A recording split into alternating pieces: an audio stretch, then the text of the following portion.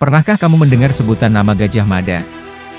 Apa itu Sumpah Palapa dan mengapa banyak masyarakat Indonesia masa sekarang yang menganggapnya sebagai pahlawan, simbol nasionalisme Indonesia dan persatuan Nusantara?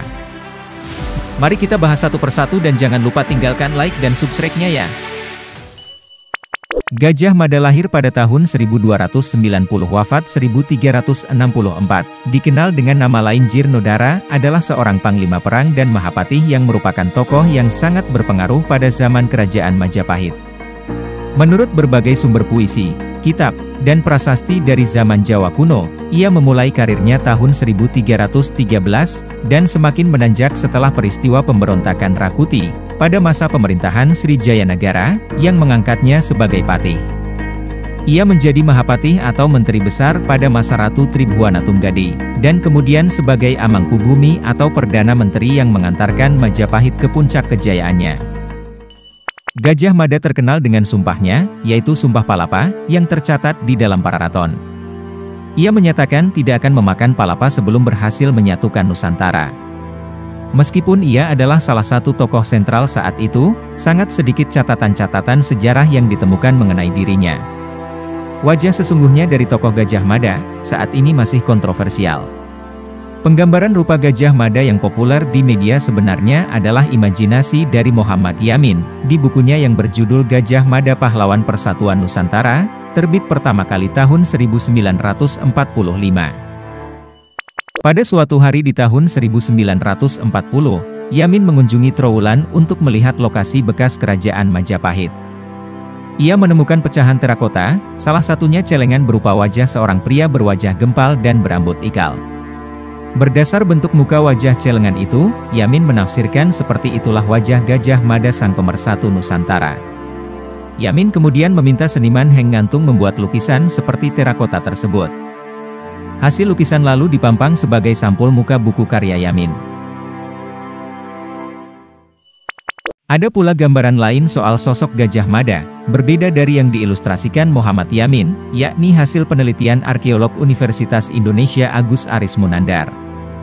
Dia mengilustrasikan Gajah Mada selayaknya sosok Bima dalam pewayangan, yakni berkumis melintang. Dalam media populer, Gajah Mada kebanyakan ditampilkan bertelanjang dada, memakai kain sarung, dan menggunakan senjata berupa keris. Arca Bima dibuat pada masa akhir Majapahit dalam pertengahan abad ke-15. Ciri-cirinya adalah 1. Memakai mahkota supit urang rambutnya dibentuk, 2. Lengkungan di puncak kepala seperti jepitan udang, 3. Berkumis melintang, 4. Berbadan tegap, 5. Memakai kain poleng hitam putih dan 6. Lingganya selalu digambarkan menonjol. Menurut arkeolog Universitas Indonesia, Agus Aris Munandar, Gajah Mada memiliki alasan khusus mengapa memilih membangunkan Caitya bagi Kertanagara daripada tokoh-tokoh pendahulu lainnya. Padahal, selama era Majapahit yang dipandang penting tentunya Raden Wijaya sebagai pendiri kerajaan Majapahit. Kemungkinan besar bangunan suci yang didirikan atas perintah Gajah Mada adalah Candi Singhasari di Malang. Pasalnya, prasasti Gajah Mada ditemukan di halaman Candi Singhasari. Bangunan candi lain yang dihubungkan dengan Kertanagara, yaitu Candi Jawi di Pasuruan. Candi ini sangat mungkin didirikan tidak lama setelah tewasnya Kertanagara di Kedaton Singhasari. Menurut Agus, berdasarkan data prasasti, karya sastra, dan tinggalan arkeologis, ada 2 alasan mengapa Gajah Mada memuliakan Kertanagara hingga mendirikan candi baginya. Pertama, Gajah Mada mencari legitimasi untuk membuktikan Sumpah Palapa. Dia berupaya keras agar wilayah Nusantara mengakui kejayaan Majapahit. Kertanagara adalah raja yang memiliki wawasan politik luas. Dengan wawasan Dwipantara Mandala, dia memperhatikan daerah-daerah lain di luar Pulau Jawa. Dengan demikian Gajah Mada seakan meneruskan politik pengembangan Mandala hingga seluruh Dwipantara Nusantara yang awalnya telah dirintis oleh Kertanegara.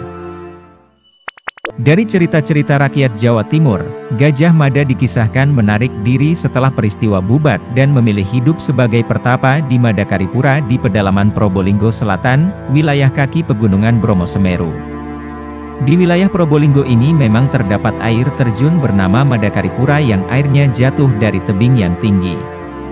Di balik air terjun yang mengguyur bak tirai itu terdapat deretan ceruk dan satu goa yang cukup menjorok dalam, dan dipercaya dulu Gajah Mada menjadi pertapa dengan menarik diri dari dunia ramai sebagai wanaprastha, atau menyepi tinggal di hutan hingga akhir hayatnya. Adapun Kidung Sunda menyebutkan bahwa Gajah Mada tidak meninggal. Namun, Agus Arismunandar menyatakan bahwa akhir kehidupan Gajah Mada lenyap dalam uraian ketidakpastian karena dia malu dengan pecahnya tragedi Bubar. Bisa ditafsirkan bahwa Gajah Mada memang sakit dan meninggal di kota Majapahit atau di area Karshan yang tak jauh dari sana. Absennya Gajah Mada dalam politik Majapahit meninggalkan luka bagi sang raja. Hayam Wuruk sangat bersedih. Bahkan dikisahkan raja itu begitu putus asa.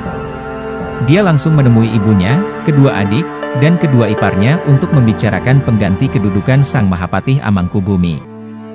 Namun, Baginda berpegang teguh, Adimenteri Gajah Mada tak akan diganti, tulis Nagara Kretagama Pupuh 71 bait 3.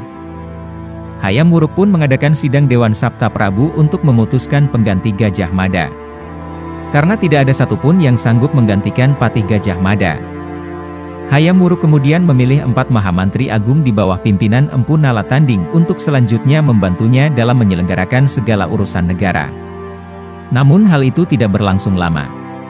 Mereka pun digantikan oleh 2 orang menteri yaitu Gajah Enggon dan Gajah Manguri.